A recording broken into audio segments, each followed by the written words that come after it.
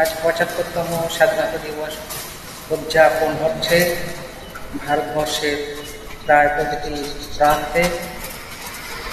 তাই এই স্বাধীন আজকের দিনে 1947 সালের 15ই আগস্ট আমরা স্বাধীন হয়েছি। বহু বিপ্লবী দেশের সন্তান, আমাদের ভাই ও আমাদের ভারতবর্ষের বিভিন্ন মায়ের সন্তান বলিদান হয়ে রক্ত দিয়ে দেশকে স্বাধীন করেছিল। তারই ফল আমরা উপভোগ করছি। সেহেতু তাদেরকে ভুললে চলবে না, তাদেরকে আমাদের মনে রাখতে হবে এবং মনে রেখে আমাদেরকে প্রতি বছরে এই দিনে স্মরণ করতে হবে। শুধু প্রতি বছরের এই একদিনই স্মরণ করলে হবে না, আমাদেরকে প্রতি মুহূর্তে তাদেরকে মনে রাখা উচিত। তাই একটি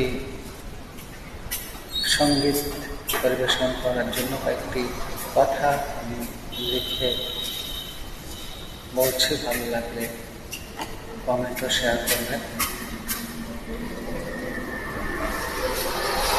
কত কষ্টে পেয়েছি স্বাধীনতা, সয়েছেন জ্বালা পরাধীনতার, তারাই জানে যন্ত্রণা, তারাই বোঝে বেদনা।